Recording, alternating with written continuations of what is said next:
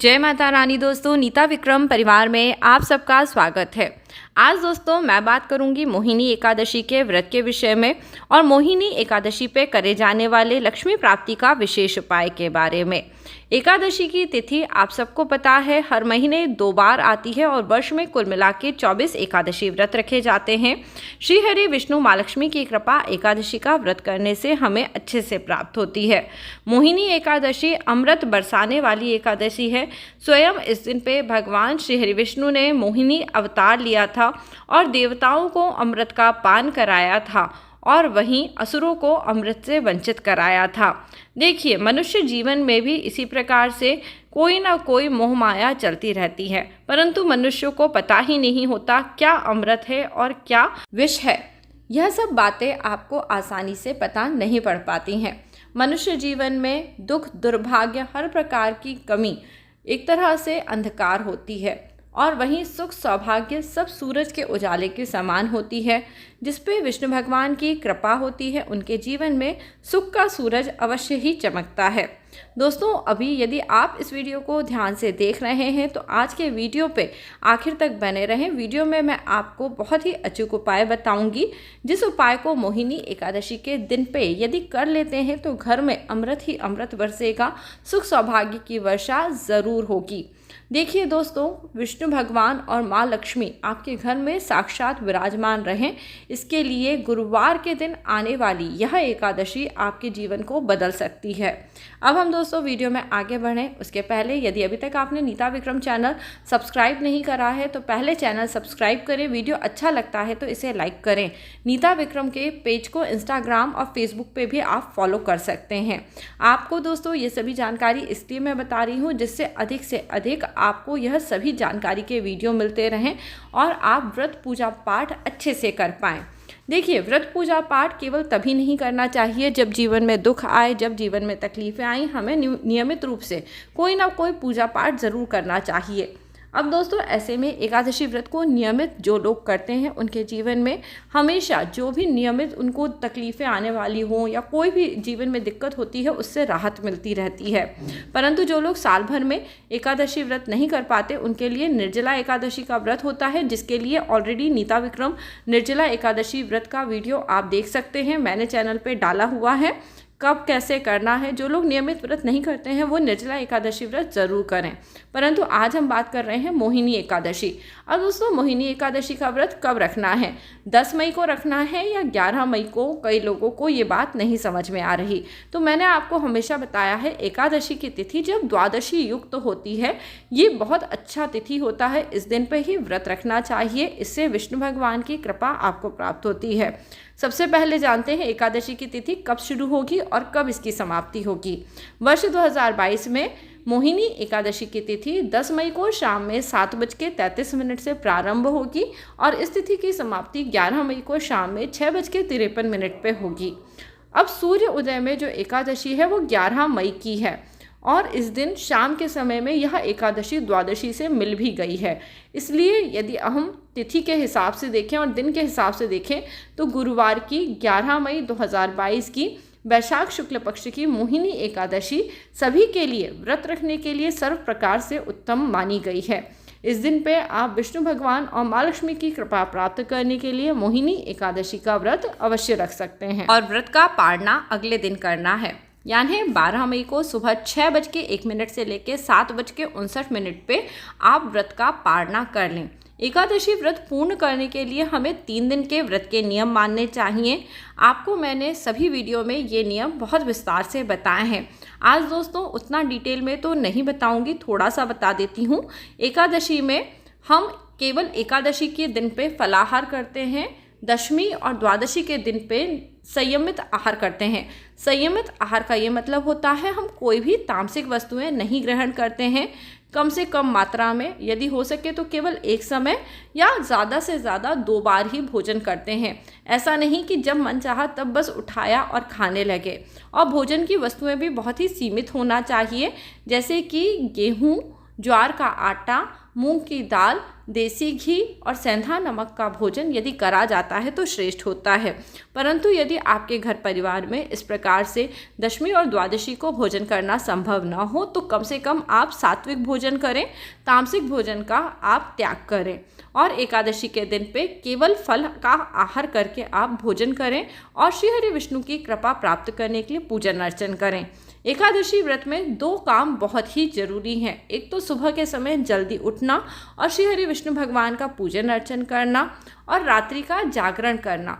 दोस्तों, एकादशी तिथि को बहुत ही फलदायी एकादशी बताया जाता है। जो लोग रात्रि के समय जागरण करते हैं, विष्णु भगवान के भजन गाते हैं, विष्णु सहस्त्र नाम का पाठ करते हैं, गीता का पाठ करते हैं या विष्णु भगवान के मंत्रों का जाप करते हैं, उनके जीवन में हर प्रकार के सुख सौभाग्य की वृद्धि होने लगती है। अब दोस्तों, आप ये सोचते होंगे कि विष्णु भगवान की ऐसी क्या महिमा है कि उनकी पूजा करने मात्र से मनुष्य के जीवन के दुख दूर हो जाते हैं, पापों का नाश हो जाता है। तो दोस्तों, यहाँ पे कोई ऐसी चकराने वाली बात नहीं है। ये जो व्रत होता है, इसके व्रत का प्रभाव ही ऐसा होता है कि मनुष्य का जो मन होता है धीरे धीरे करके विष्णु भगवान में रमने लगता है। जो एक बार इस संसार के पालनकर्ता के चरणों में चला जाता है और बोल देता है तेरा तुझको अर्पण, अब क्या लागे मेरा, उसकी सब रक्षा, सब प्रकार की मनोकामनाओं की पूर्ति स्वयं श्री हरि विष्णु भगवान करते हैं। इस बार दोस्तों एकादशी बहुत ही खास है क्योंकि ये गुरुवार के दिन पे आ रही है। मोहिनी एकादशी गुरुवार के दिन पे है। सुबह के समय जल्दी उठिए, हो सके तो अपने नहाने के जल में थोड़ा केसर या हल्दी डाल के ओम नमो भगवते वासुदेवाय कहते हुए स्नान करें। सुबह के समय हमेशा उठ के जब आप पूजन अर्चन करते हैं तो साथ ही साथ सूर्य देव को जल देना या पितरों को ज़रूर जल दे देना चाहिए। दोस्तों, एक बात का आपको ज़रूर ध्यान रखना चाहिए, एकादशी के दिन पे चावलों का पूजा में प्रयोग नहीं करा जाता और तुलसी दल नहीं तोड़ा जाता। तो आज जो लोग वीडियो देख रहे हैं, ध्यान रहे कम से कम 10 तारीख से पहले अपने घर में तुलसी दल तोड़ के रख लें और पूजा पाठ का जो तैयारी आपको करनी है वो आप शुरू में ही करके रख लीजिए। एकदम आखिरी के दिन पे जब हम पूजा पाठ की तैयारी करते हैं तो ना तो तैयारी अच्छे से होती है और ना ही पूजा अच्छे से होती है। जैसे कि दोस्तों, इस बार आप सबको पता है बुद्ध पूर्णमासी भी आ रही है और बैसाख की पूर्णमासी से जो लोग व्रत शुरू करना चाहते हैं, जो विष्णु भगवान के सच्चे भक्त हैं, जिन्हें पूर्णमासी का व्रत करना है, 32 पूर्णमासी का व्रत करना है, वो भी बैसाख पूर्णमासी से व्रत शुरू करेंगे तो उन्हें अमोघ फल की प्राप्ति होगी। देखिए, पूर्णमासी, एकादशी, ये सब तिथि के व्रत होते हैं। एकादशी का व्रत आपको पता है हर महीने में 2 बार आता है। मई में पहली एकादशी है मोहिनी एकादशी और दूसरी एकादशी अब आज से 10-15 दिन बाद आएगी, शायद अपरा एकादशी का व्रत होगा। दोस्तों, हम बात करते हैं इस बार एकादशी पे करे जाने वाले विशेष उपाय की। सुबह के समय स्नान करें, भगवान को हो सके तो पीले वस्त्र पहनाएं, पीले पुष्प चढ़ाएं, भगवान पे केसर का तिलक करें, भगवान को केवड़े का इत्र ज़रूर लगाएं।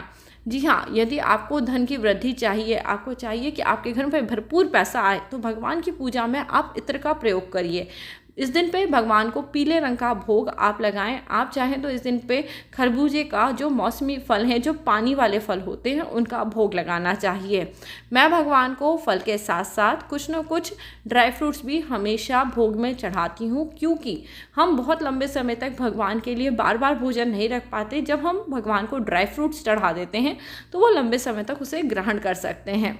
अब दोस्तों, इस दिन पे मैं आपको जो उपाय बता रही हूँ वो बहुत ही कारगर है। आपको एक दिया बनाना है, गोल बाती का दीपक बनाइएगा, उसमें थोड़ी सी हल्दी या केसर डाल दीजिएगा। शाम के समय ये प्रयोग करिएगा और ये दीपक ले जाके आप अपनी तुलसी के क्यारे में रखें। वहाँ पे आप हो सके आसन लगा के यदि बैठ सकते हैं तो बैठें, और बैठने की यदि व्यवस्था नहीं है तो खड़े खड़े ही आप ओम नमो भगवते वासुदेवाय, ये दोस्तों 12 अक्षर का मंत्र है। इसे बहुत ही कारगर मंत्र बताया गया है, इसको आप श्रद्धा के साथ बोलिए। देखिए, हम हमेशा भगवान की पूजा पाठ करते हैं, पर कहीं ना कहीं हमारे दिमाग में यदि कोई इधर उधर की बातें चलती रहती है तो पूजा पाठ ग्रहण नहीं होता है। आप तुलसी माता के सामने खड़े हो जाएं। इसलिए दोस्तों, पूजा करने से पहले नहा लीजिएगा, क्योंकि नहाने से हमारा मन शांत हो जाता है। उसके बाद दीपक बनाइएगा, शुद्ध देसी घी का ही दिया बनाएं, इस बात का ध्यान रखें। 11 बार श्री हरि विष्णु का मंत्र जाप करें। यदि आपके पास पीली कौड़ियाँ हैं तो सभी पीली कौड़ियों पे हल्दी से थोड़ा थोड़ा टीका करते जाएं, एक एक बार विष्णु भगवान का नाम लेते हुए। और ये जो जितनी भी कौड़ियाँ हैं ना, इनको पूजा के बाद आप अपने घर के जहाँ आप पैसे रखते हैं, जहाँ आप धन का संग्रह करते हैं, वहाँ रखिए। देखिएगा आपके घर में कभी भी धन की कमी नहीं होगी, क्योंकि ये सारी कौड़ियाँ सिर्फ भगवान का नाम लेने से अभिमंत्रित हो जाती हैं। जहाँ विष्णु जी का नाम लिया जाता है, वहाँ पे लक्ष्मी जी दौड़ी चली आती हैं। कौड़ियों का प्रादुर्भाव समुद्र से होता है और माँ लक्ष्मी भी समुद्र से निकली हुई हैं। इसलिए जब हम अपने घर के तिजोरी में कौड़ियाँ रखते हैं इस प्रकार से अभिमंत्रित करके, तो आप देखेंगे आपके घर में धन की वृद्धि बढ़ती ही चली जाती है। अब दोस्तों, आप में से कई लोग जिन्होंने गुरुवार का व्रत भी करा है और एकादशी का भी व्रत करा है, आपने यदि सुबह के समय गुरुवार के व्रत के पूजन के लिए चने की दाल गलाई थी या चने की दाल भगवान को चढ़ाई थी, उस चने की दाल को आप पानी में भिगो दें और गाय को खाने के लिए दे दें। क्योंकि हम जब एकादशी व्रत करते हैं तो हम इस प्रकार से भोजन नहीं करते हैं, केवल फलाहार लेते हैं और चने की दाल तो हम खाते ही नहीं हैं। तो आप उसे गौ माता को खिला दें, आपका जो गुरुवार का व्रत है वो भी पूरा हो जाएगा।